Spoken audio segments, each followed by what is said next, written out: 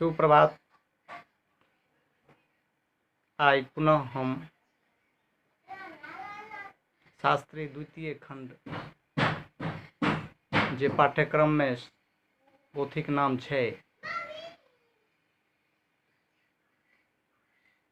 एकांकी संग्रह जे मैथिली अकादमी द्वारा प्रकाशित छै। संपादक छन सुरेंद्र झा सुमन, व्रज किशोर वर्मा मणिपद्म, सुधांशु शेखर चौधरी।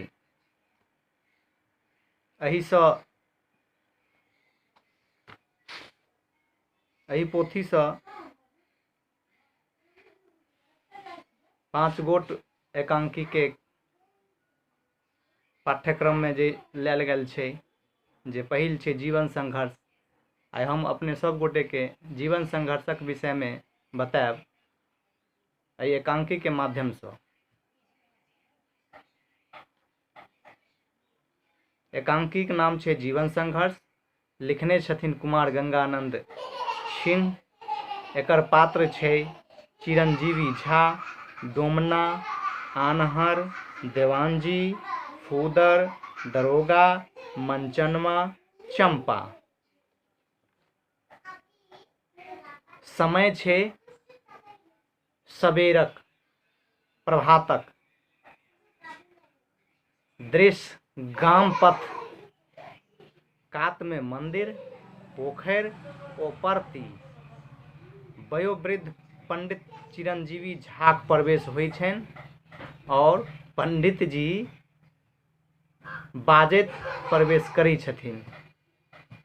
तो घोर कलिकाल आबि गेलै। जाइत जनो बाचब मुश्किल भ गेल। ककरा सँ कोन व्यवहार करू, ककरा की कहिए, किछ फुराइत नहीं अछि। आइ की होइत से नहीं जानी, भगवान अहीं बचाबी तऽ बाची। जखन भरि गामे डोम चमार जोलहा धुनिया सौजनिया बना लेने अछि, तखन तऽ प्रयणे कुशल। मुदा एही मंदिर के की करब? पंडिताई सँ जे कमैलौ से एही में लगैलौ। आइ धरि एकर पवित्रताक रक्षा कैल। भगवान हमरा सब किछु देलनि, धने जने परिपूर्ण कैलनि। एहन महगीक समय में हमरा हाथ नहीं पसारऽ पड़ल। आइ तो ओकर पवित्रते पर आघात होइत। जन्म भरि जाहि वस्तु के अर्जल सैह लुप्त होइत, वैह तो जाय डोमना। काल्हि बड़ फुच करै छलै, देखी आइ की सुर छै। रो डोमना कने सुइन। जय हे बाबू। कहबाक तात्पर्य जे चिरंजीवी झा छथिन, पंडित छथिन। पूजा पाठ सँ जे किछु हुनका आमदनी भेलनि, ओ मंदिर बनाबऽ में, ओकर पवित्रता रक्षा करबा में जीवन पर्यंत लगल रहलखिन। आ परिस्थिति बदलले।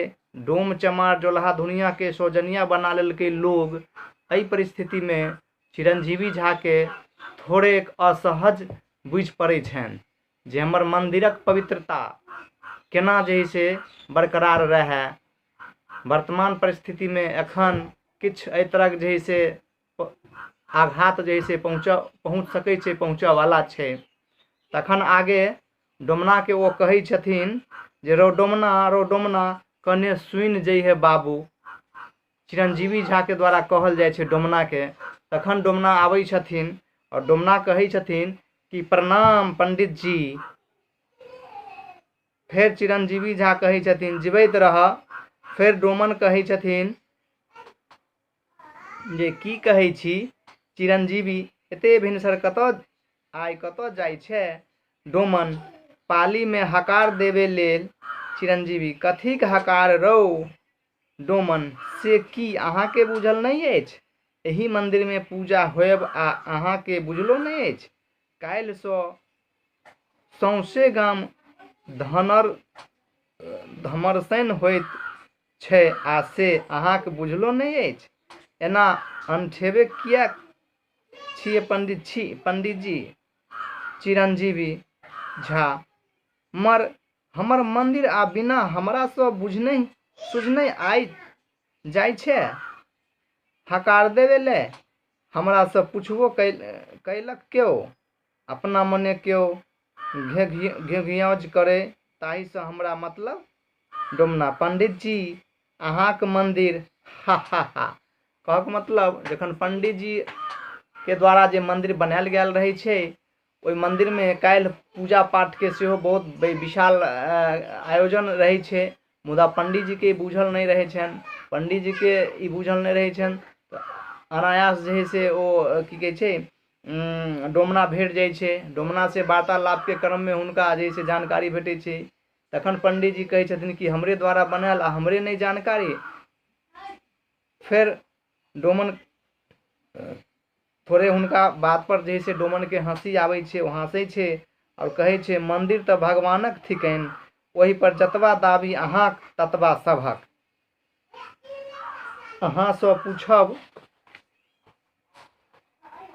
कथी लेल लिय अहूँ के हकार देने जाइ छी, संध्या काल हमरा लोकनिक पूजा करब।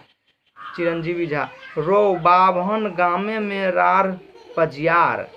एकटा कवि छै जे बाभनक गाम में रार पजियार बड़ मुहगर भेल छथि, भागकी डोमन से साँझ क देखबैक हम बजब गेल छलहुँ, अपनहि शोर कयने रही कि ने जाइ छी। गावैत गावैत एक अन्हारक प्रवेश। अन्हार हम नहीं ज्योति अपन देखै छी, छाया के नहीं असले रूप देखै छी। आब अछि के नहीं हमरा एही जग में, दंड जखन अछि हाथ अंध के यही जग में। चिरंजीवी ओ सूरदास सरिपेव अहीं सुखी छी, किछ नहीं देखै छी, सदा मगन रहै छी। डोमना और चिरंजीवी झा के जे गप होइ छै, वार्तालाप होइ छै, गप वार्तालाप भेला के बाद एकटा अन्हार एकटा सूरदास, आन्हर सूरदास जैसे भेटे छै। सूरदास चार पंक्ति में जैसे अपन पद के जैसे कहे छथिन, लेकिन चिरंजीवी झा के ओ पद जैसे सुनऽ में आवे छै। फिर ओ जैसे चिरंजीवी झा आन्हर के जैसे बजबै छै और कहे छै ओ सूरदास सरपै अहीं सुखी छी, किछ नहीं देखै छी, सदा मगन रहै छी। आन्हर कहै छै भगवान भगवान मगन वह अछि नगन रहै अछि से जे केओ, मगन वह अछि धैर्य राखि के से केओ, दुख के सुख केर पूर्व रूप मानै अछि, सुख के दुखक बीज रूप में जानै छै। गावैत चलि जाइ छै चार पंक्ति में, और ओ जैसे आन्हर अपन गावैत हुए आगे बढ़ जाइ छै। चिरंजीवी झा चली आब देखी चंद्रभानु बाबू के कहै छथि, देवान जी तो वह अबैत छथि, पहिने हुनके सँ बूझी। अब एतऽ जे छै ओ आन्हर चार पंक्ति कह देला के बाद जे है से चलि जाइ छै। एहि के बाद जे है से देवान जी के प्रवेश होइ छै। देखियो देवान जी के प्रवेश केना होइ छै। आउ आउ देवान जी, हम तऽ ड्योढ़िए पर जाइत छलहुँ, हाथ में पड़ि गेल छी, अथाह में पड़ि गेल छी, की करी किछ नहीं फुरैत अछि। देखू जे आइ सब विचारने अछि जे एही मंदिर में डोम चमार 12 बरन के ढुकाबी आ सब एके ठाम बैस क प्रसाद बाँटी। डोमना गेल अछि पाली में हकार देबऽ, मनचनवाक आंगन में प्रसाद बनै छै। सुनै छी जे कोन कहाँ देश सँ संस्कृत पढ़ि क एक गोटे आयल छथि, सएह आबि क पूजा करताह। जाइत पाइत के श्रृंखला उठयबा पर भाषण करता आ गामक सब लोक ओकरा स्वीकार क गट गट प्रसाद गिलत। आ ई सब होइत हमर मंदिर में, जे मंदिर हमर ब्रह्मोत्तर में अछि, जकर स्थापना हमर पितामह कयलनि, जकर पवित्रता एखन धरि हमरा लोकनिक रखने छी। और की कहू, हम अपन भतीजा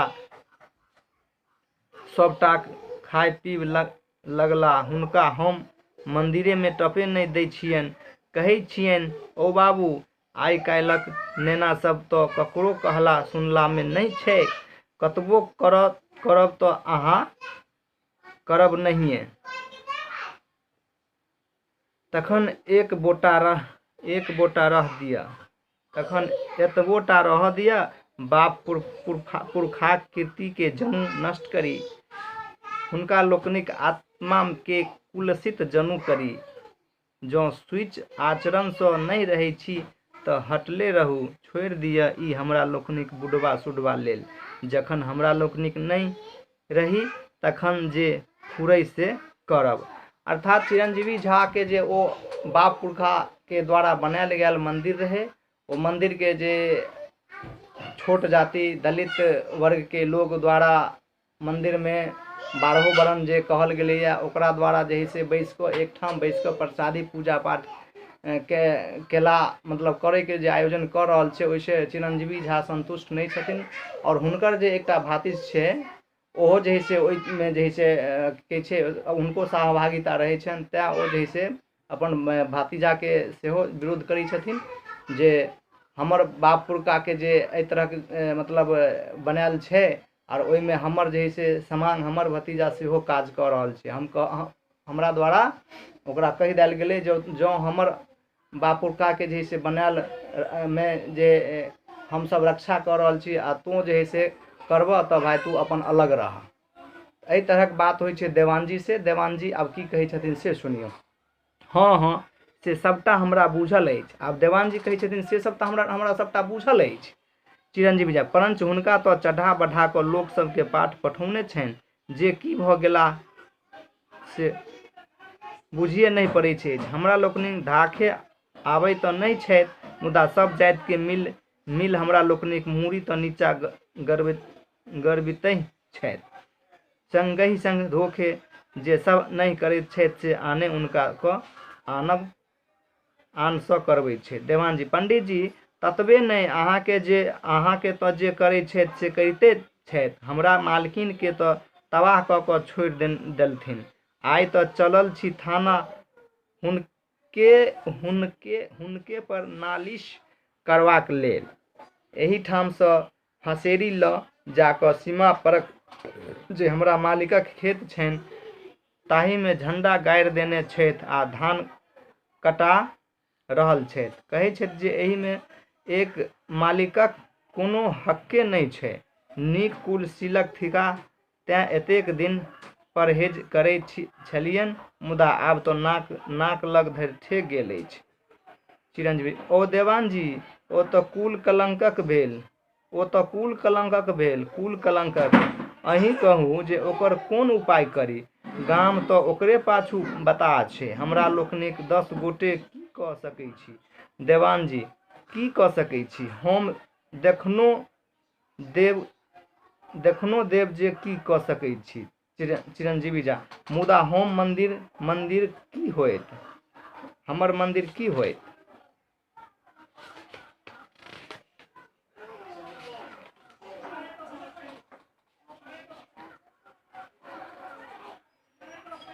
देवान जी, अहाँ निश्चिंत रहू पंडित जी, हम जाइ छी थाना सब ठीक ठाक कहने आयब। ई सब अन्हेर भेलै अछि जे जकरा जे मन में होइक से करे, हकमैत धरफराइत अबैत फुदरक पर बेश। कहबाक अर्थ ई जीवन संघर्ष, मतलब जीवन में संघर्ष कुमार गंगानंद सिंह जी के द्वारा लिखल गेल छै। एमे एकटा उच्च जाति के द्वारा भगवान के प्रति आस्था सब जाति के रही छै, मुदा एकटा चिरंजीवी झा जे रही छथिन हुनका द्वारा हुनका बाप पुरखा के द्वारा मंदिर बनायल गेल छै। ओहि मंदिर में ओ अपने आपके ई बुझै छथिन कि हमरे चीज छियै, हम बनेने छी, हमरे छियै, मुदा भगवान सब गोटे के होइ छै। भगवान सब गोटे के होइ छै। यह बात देखबा में बुझबा में आबि रहल छै।